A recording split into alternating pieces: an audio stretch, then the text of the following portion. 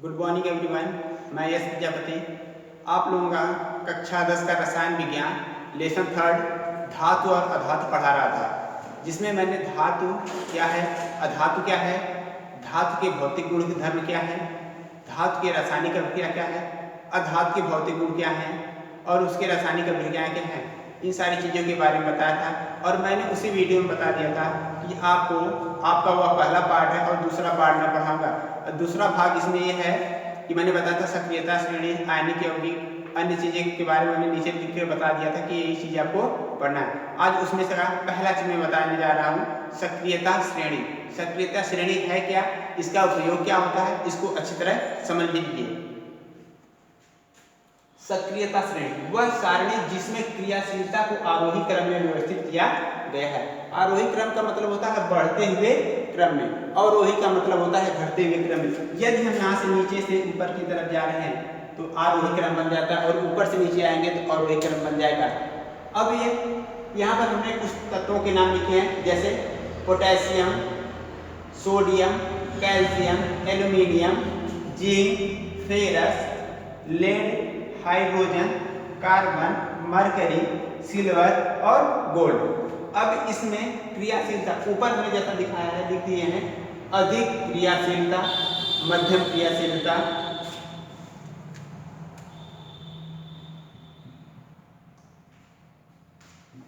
और नीचे लिख दिया है निम्न क्रियाशीलता। अब इसमें ध्यान रखिए, इनका हम अभिक्रिया करवाते समय कैसे उपयोग करेंगे। आपको अभिक्रिया करवाते समय बताया जाता है कम अभिक्रियाशील तत्व अधिक अभिक्रियाशील तत्व को कुछ परिवर्तित नहीं कर पाते, लेकिन अधिक क्रियाशील तत्व कम क्रियाशील तत्व को क्या कर देते हैं, उनके आयनों को चेंज कर देते हैं, उनके स्थान को ग्रहण कर लेते हैं। अब इसी जैसे हम यहाँ पे दिखा दें सोडियम और एल्युमिनियम को ले लें, अगर इनमें क्रियाशीलता देखी जाए तो यह सबसे अधिक क्रियाशील कौन होगा, सोडियम होगा। किससे, एल्युमिनियम से। अगर जिंक का देखा जाए और कॉपर का देखा जाए तो जिंक जो है कॉपर के साथ लगने वाले तत्व को क्या कर देगा, विस्थापित कर देगा, लेकिन कॉपर जिंक वाले को परिवर्तित नहीं कर पाएगा। यही चीज हम जब अभिक्रिया करवाते हैं, इस चीज का हमें बहुत ध्यान देना होता है कि कौन किसको विस्थापित कर सकता है, कौन किसको विस्थापित नहीं कर सकता है। और ध्यान रखिए, अधिक क्रियाशीलता तत्व कैसे होते हैं, स्वतंत्र रूप में नहीं पाए जाते हैं।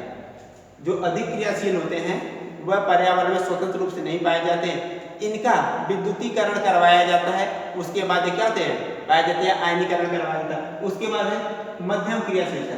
यह जब भी पाए जाते हैं वातावरण में sulphide gas, sulphide oxide, carbonate के रूप में पाए जाते हैं, जबकि निम्न क्रियाशील तत्व जो है स्वतंत्र रूप से पर्यावरण में पाए जाते हैं। जैसे हो गया सोना, हो गया चांदी, हो गई मरकरी, हो गया, जैसे नीचे देख लीजिए दिख रहा है, क्या होते हैं, स्वतंत्र रूप से पर्यावरण में पाए जाते हैं।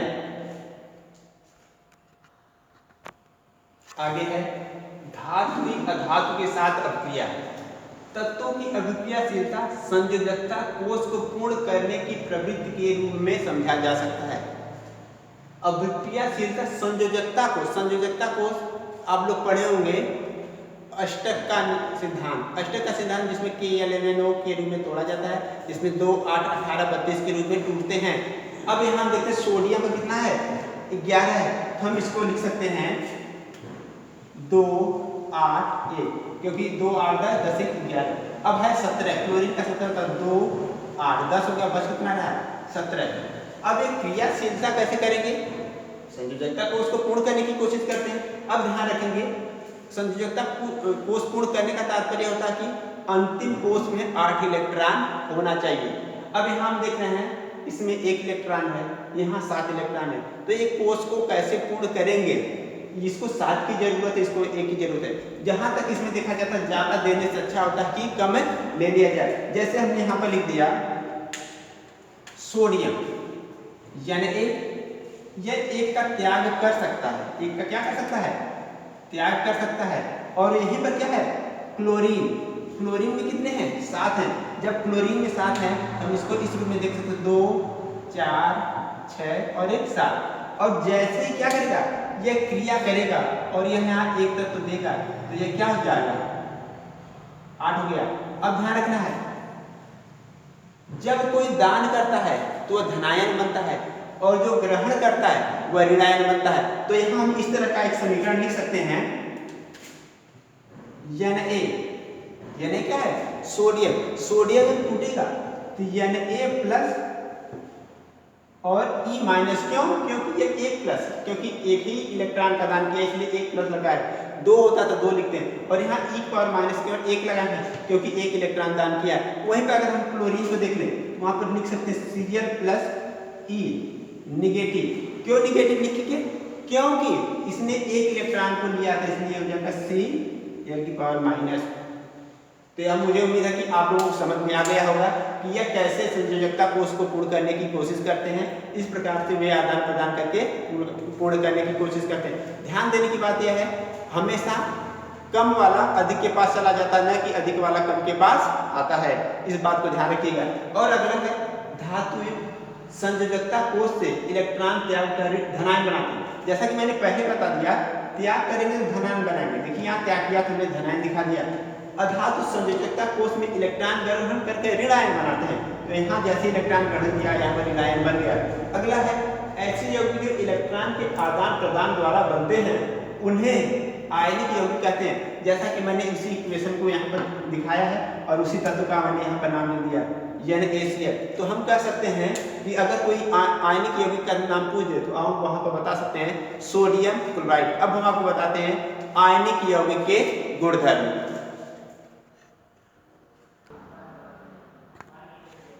आयनिक यौगिक के गुणधर्म, इसमें हमको चार चीजें जानना है। भौतिक प्रकृति, गलनांक एवं क्वथनांक, घुलनशीलता, विद्युत की चालकता। भौतिक प्रकृति, आयनिक यौगिकों का भौतिक प्रकृति कैसी होती है, वे ठोस भी होते हैं, कठोर भी होते हैं और भंगुर, ये तीनों अवस्थाओं में पाए जाते हैं। अगला है गलनांक एवं क्वथनांक। गलनांक का मतलब होता है पिघलना, क्वथनांक का मतलब होता है उबलना। बहुत लोग कंफ्यूज होते हैं कि सर ये क्वथनांक क्या होता है, तो यहाँ जान लीजिए अच्छी तरह। गलनांक का मतलब है कोई चीज पिघल रहा है, जैसे बर्फ का पिघलना, वो क्या हो जाएगा, गलनांक। क्वथनांक, क्वथनांक का मतलब उबलना। जब हम पानी को गर्म करते हैं, जब वो भाप में परिवर्तित होना स्टार्ट करता है, उसे हम कहते हैं क्वथनांक। तो हम कह सकते हैं आयनिक यौगिकों का गलनांक और क्वथनांक दोनों से बहुत उच्च होता है। अगला है घुलनशीलता। आयनिक यौगिक जल में घुलनशील होते हैं, आयनिक यौगिक जल में घुलनशील होते हैं, परंतु पेट्रोल और केरोसिन में अघुलनशील होते हैं। अगला आता है विद्युत की चालकता। आयनिक यौगिक जलीय विलयन और गलित अवस्था में क्या होते हैं, विद्युत का चालन करते हैं, लेकिन जब वो ठोस अवस्था में रहते हैं तब वे विद्युत का चालन नहीं करते हैं।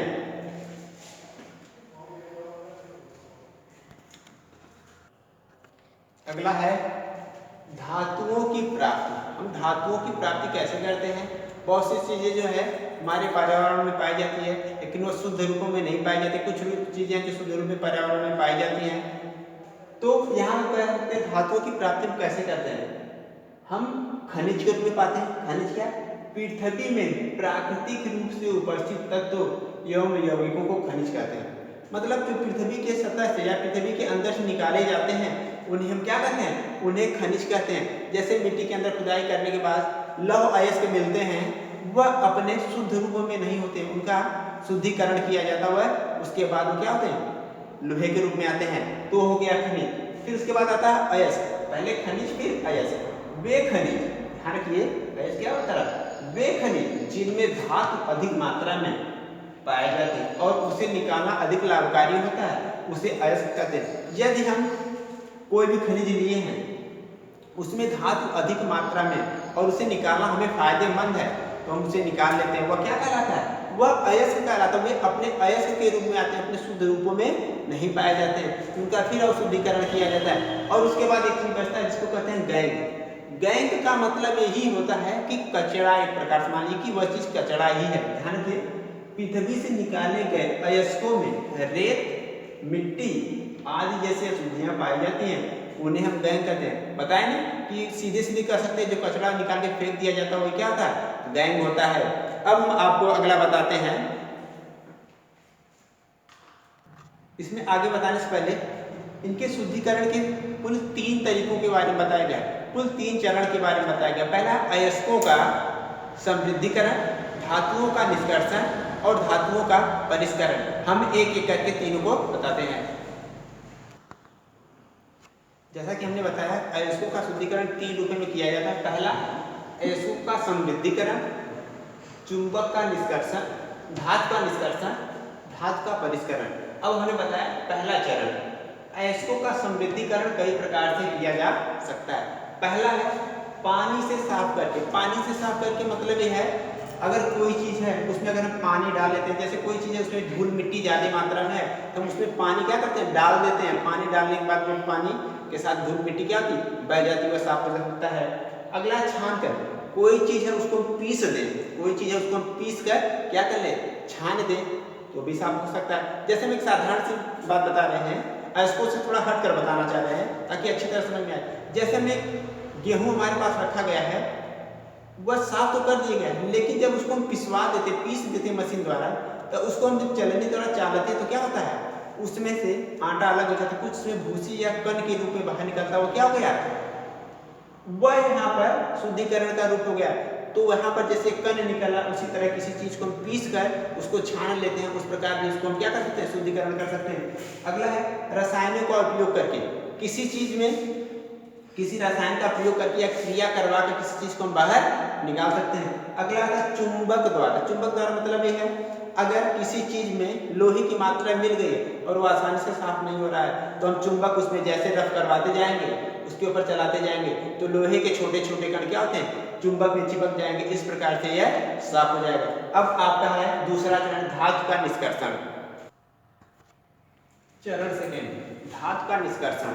धातु का निष्कर्षण यहाँ कैसे करेंगे, देखिए, अधिक अभिक्रियाशील धातु स्वतंत्र रूप से नहीं मिलती, ये विद्युत अपघटन से प्राप्त किया जाता है। जैसा कि हमने जहाँ क्रियाशीलता श्रेणी दिखाई थी, सक्रियता श्रेणी दिखाई थी, वहाँ पर अधिक क्रियाशील, कम क्रियाशील, मध्यम क्रियाशील और निम्न क्रियाशील वहाँ दिखाया था। वहाँ उसके बारे में थोड़ा सा उसके नीचे हमने रेड कलर में लिख दिया था, उसे अच्छी तरह ध्यान दिए होंगे तो ये बात आसानी से समझ में आ जाएगी। यहाँ पर देखिए उसके कुछ एग्जाम्पल लिए, पोटेशियम, सोडियम, कैल्शियम, मैग्नीशियम, ये तो हैं अधिक क्रियाशील। अब इनको कैसे प्राप्त किया जाएगा तो आसानी से आपको समझ में आएगा, इसलिए हमने एक छोटा सा स्ट्रक्चर बना दिया, उसके बारे में दिखाया। ये धातु अत्यधिक अक्रियाशील होने के कारण इनका अपचयन नहीं किया जा सकता। अपचयन नहीं हो पाएगा, परिवर्तित नहीं होगा तो जाहिर सी बात क्रिया करवा के इसको करवाया जाएगा। हमने एक बीकर ले लिया और इसमें सोडियम क्लोराइड को क्या कर दिया, डाल दिया। सोडियम क्लोराइड को इसमें हमने क्या कर दिया, डाल दिया है। जब इसको हम एक बैटरी द्वारा जोड़ेंगे, किससे, बैटरी द्वारा जोड़ेंगे, कैथोड पे माइनस होता है, एनोड पे प्लस होता है। जैसे ही बैटरी से क्या करें, हमने बताया ना विद्युत अपघटन करा जाता है। जैसे बैटरी से जोड़ेंगे तो क्या होगा, सोडियम इसमें चिपकने लगेगा और जो इसमें क्लोरीन बचती है वह एनोड पर आकर गैस के रूप में क्या होने लगती है, बाहर आने लगती है। इस प्रकार आप देख सकते हैं विद्युत अपघटन कौन सी क्रिया करवाई जा रही है, विद्युत अपघटन। विद्युत अपघटन करवाने पर कैथोड पर सोडियम और एनोड पर क्लोरीन गैस आ रही है और यहीं से वो क्या हो रही है, बाहर की तरफ निकल जा रही है। इस प्रकार हम ये देख सकते हैं और बता सकते हैं कि अधिक क्रियाशील धातुओं का जो निष्कर्षण हम विद्युत अपघटन विधि से करवाते हैं। चरण 2 में अधिक अभिक्रियाशीलता हमने बता दिया। अब बारी आती है मध्यम अभिक्रियाशीलता। यह धातु या तो सल्फाइड या ऑक्साइड या कार्बोनेट गैस के रूप में पाई जाती है। जो मध्यम क्रियाशीलता वाले हैं, जहाँ तक हमने मध्यम क्रियाशीलता वाले को हमने दिखा दिया था, पहले ही दर्शा दिया था और बता भी दिया था वहाँ पर कि ये इस रूप में पाए जाते हैं। इन धातुओं को ऑक्साइड से प्राप्त करना आसान होता है। इन धातुओं को उनके ऑक्साइड से प्राप्त करना बहुत ही आसान होता है। उसमें हमने लिख दिया सल्फाइड अयस्क को धातु से, सल्फाइड अयस्क से धातु का निष्कर्षण। हम यहाँ पर एक अभिक्रिया से इसको दर्शाएंगे, ये कैसे होता है। यह अभिक्रिया यह जो है हम भर्जन अभिक्रिया से करवाएंगे। भर्जन अभिक्रिया क्या है, सल्फाइड अयस्क को भर्जन अभिक्रिया में जब हम करवाते हैं तो हम सल्फाइड अयस्क को वायु की उपस्थिति में अधिक ताप पर गर्म करते हैं। अधिक ताप पर गर्म करने पर ऑक्साइड में बदल जाता है। किसको, जी सल्फाइड आयन, सल्फाइड आयन के साथ हम किसी को भी लिख सकते हैं। हमने यहाँ पर ले लिया जिंक सल्फाइड, तो हम इसको कर सकते हैं, ये लिखा गया है जिंक सल्फाइड। और वायु में गर्म करने का मतलब वो हमेशा ऑक्सीजन से क्रिया करेगा। 3O2 सबने जैसे क्रिया करवाया, तो हमने बताया कि वो ऑक्साइड में बदल जाते हैं। ये देखिए बन गया जिंक ऑक्साइड, और ये क्या बन गया, ये हो गया सल्फर डाई ऑक्साइड। तो इससे इस रूप में परिवर्तित करना बहुत ही आसान होता है। अब हम आपको बताएंगे कार्बोनेट अयस्क से धातु का निष्कर्षण और उसमें निष्स्थापन अभिक्रिया। कार्बोनेट अयस्क से धातु का निष्कर्षण, इसमें कैसे करवाएंगे, किससे करवाएंगे, निष्स्थापन अभिक्रिया। कार्बोनेट अयस्क को वायु की सीमित मात्रा का मतलब बहुत कम, या अनुपस्थिति का मतलब कि हो ही नहीं, सीमित या अनुपस्थिति का मतलब होता है कि वहां पर रहे तो बहुत नाम मात्र रहे, या न रहे तो एकदम रहे ही नहीं, वहां पर उसका कोई प्रभाव नहीं पड़ रहा है। सीमित मात्रा में अधिक ताप पर गर्म करने पे यह ऑक्साइड में परिवर्तित हो जाता है। हमने यहाँ पर ले लिया जिंक कार्बोनेट, हमने यहाँ पर जिंक कार्बोनेट को ले लिया। अब वायु की सीमित मात्रा या अनुपस्थिति, हम मान लिए अनुपस्थिति वहां है ही नहीं, इसलिए हम यहाँ पर ऑक्सीजन से क्रिया नहीं करें। और जैसे ये गर्म की जा रही है तो ये जिंक ऑक्साइड और कार्बन डाइऑक्साइड में परिवर्तित हो जा रही है। अगला है धातु ऑक्साइड का अपचयन। अपचयन का मतलब यह होता है किसी धातु से ऑक्सीजन का बाहर होना। कहीं किसी धातु से अगर ऑक्सीजन बाहर हो रही है तो वहां वो होता है अपचयन। अब देखिए अपचयन के लिए कुछ अपचायकों का उपयोग किया जाता है, जैसे कार्बन, और इसको हम कहते हैं कार्बन मोनो ऑक्साइड। CO को हम कहते हैं कार्बन मोनोऑक्साइड, या अगला ले सकते हैं हाइड्रोजन। अब देखिए हमने जिंक ऑक्साइड का किससे, कार्बन से क्रिया करवाया, तो यह बन गया जिंक, और अगला बन गया कार्बन मोनोऑक्साइड। अब हम आपको तीसरा बताएंगे कम अभिक्रियाशीलता के तत्व। अगला है कम क्रियाशीलता। यह बहुत अनभिक्रियाशील होते हैं। अनभिक्रियाशील मतलब है बहुत ही कम अभिक्रिया करते हैं, सिर्फ नाम मात्र के। जैसे उसमें हो गया AU, AU का मतलब गोल्ड, AG का मतलब सिल्वर, SG का मतलब पारा, CU का मतलब कॉपर। इन ऑक्साइडों को केवल गर्म करके ही प्राप्त किया जा सकता है। जैसे अगर हमको दे दिया जाए पारा का निष्कर्षण सिनाबार, सिनाबार का मतलब होता है मरकरी सल्फाइड HGF, इसको सिनाबार बोलिए चाहे मरकरी सल्फाइड बोलिए, का अगर हमें निष्कर्षण करवाना है तो हम क्या करेंगे, सिनाबार HGS या मरकरी सल्फाइड को हम ऑक्सीजन की उपस्थिति में गर्म करेंगे तो यह बदल जाएगा पारा ऑक्साइड या मरकरी ऑक्साइड और सल्फर डाई ऑक्साइड में। फिर हम मरकरी ऑक्साइड को क्या करेंगे, फिर से गर्म करेंगे। हमने बता देना केवल गर्म करके निकालें, तो फिर से हम इसको वायु के अनुपस्थिति में गर्म कर रहे हैं तो किसमें बदल जाएगा, Hg और O2 में बदल जाएगा।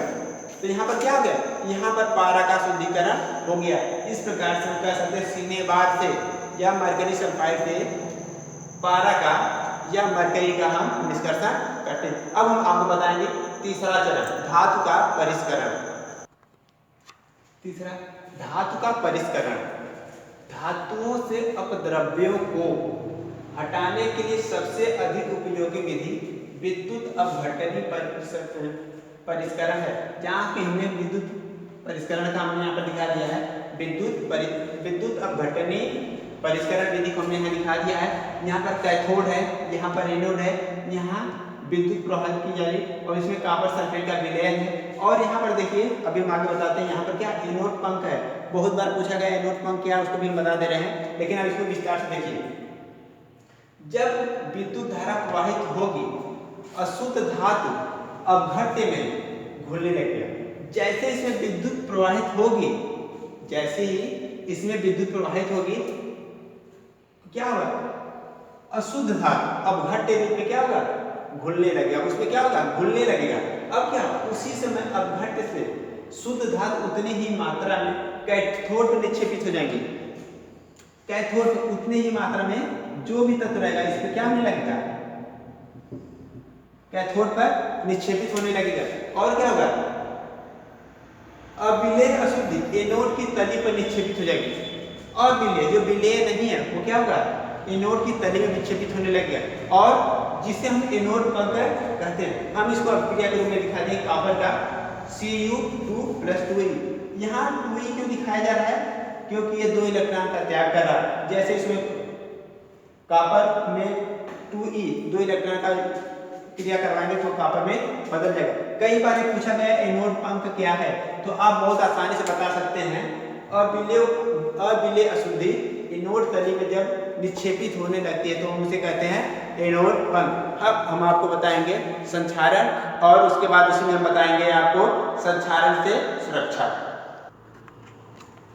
संक्षारण, धातु अपने आसपास आर्द्रता एवं वायु के संपर्क में आने से संक्षारित होने लगती है, जिसे संक्षारण कहते हैं। जैसे हम एक लोहे को ऐसे नमी वाले स्थान में फेंक देते हैं तो कुछ दिनों बाद उसमें देखते हैं एक परत से चढ़ जाती है, और उसको उठाकर पटक देते हैं तो पता चलता है जितना गाढ़ था उससे पतला हो गया। वही क्या हो गया, संक्षारण हो गया। संक्षारण और रूपों में होता है, जैसे हम कई उदाहरण देख सकते हैं संक्षारण के। जैसे सिल्वर वायु की उपस्थिति में काला हो जाता है। जैसे जो सिल्वर मतलब चांदी होती है, वायु के संपर्क में रख दिया जाता है, धीरे धीरे क्या होने लगती है, काला होने लगती है। और ले सकते हैं कॉपर को ले सकते हैं, वो क्या होने लगती है, कार्बन मोनोऑक्साइड के साथ अभिक्रिया करके हरे रंग का कार्बोनेट बनाने लगते हैं। इस प्रकार से बहुत सारे उदाहरण हैं संक्षारण के, आप देख सकते हैं। अब संक्षारण से कैसे बच सकते हैं, उसके लिए धातुओं को संक्षारण से बचाने के लिए बहुत सी विधियां जैसे कुछ यहाँ बता दिए। पेंट लगाना, किसी चीज पर हम पेंट लगा कर उसको संक्षारण से बचा सकते हैं। तेल लगाना, तेल या ग्रीस को लगाकर उसको बचा सकते हैं।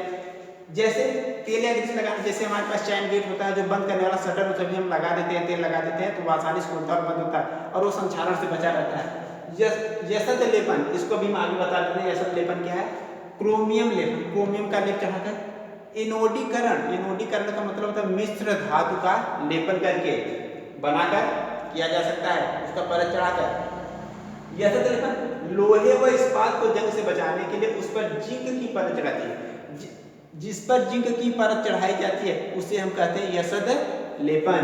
अब यहाँ ध्यान रखिए कुछ खास चीजें हैं जो कई बार 2 विकल्प में प्रश्न में पूछा गया और ऐसे भी पूछा जाता है कि इसमें कौन कौन से तत्वों को मिलाया गया है तो इसका निर्माण हुआ। जैसे लोहे का निर्माण होता है लोहा और 0.5% कार्बन से बना है। अगला क्या है, इस्पात में लोहा और लोहा के साथ क्या मिलता है, निकिल और क्रोमियम मिलाया जाता है, तब जाकर इस्पात बनता है। और कई बार पूछा गया है, कंपटीशन में भी पूछा गया है और एकेडमिक क्लास में भी पूछा गया है 2 विकल्प में कि पीतल किस तत्व के निर्माण से बनती है या मिलाने से बनती, तो हम बताएंगे कॉपर और जिंक की। अगला आता है कांसा। कांसा क्या है, जो हम किसी चीज को जोड़ने के लिए कार्य करते हैं, जो सोल्डर करते हैं, वही होता है कांसा, जिसको मरांगा भी कहते हैं। उसमें क्या क्या मिला रहता है, कॉपर और टिन। आज हमारी यह 3rd लेसन धातु और अधातु पूर्ण रूप से खत्म हुआ। अब आपको कहीं भी कोई भी समस्या रहे तो आप हमें कमेंट बॉक्स में बताइएगा, सर ये चीज समझ में नहीं आई, तो हम कोशिश करेंगे उसको नेक्स्ट वीडियो में उसको कंप्लीट रूप से आपको क्या करें, बताने की कोशिश करेंगे। और आप मेरे चैनल को सब्सक्राइब करने के साथ साथ बेल आइकन को जरूर भी दबाए रखिए, क्योंकि जैसे हम कोई वीडियो डालेंगे तो आपको उसका नोटिफिकेशन पहुंच जाएगा। अगर आप बेल आइकन को नहीं दबाते हैं तो आपको नोटिफिकेशन समय पर नहीं पहुंच पाएगा।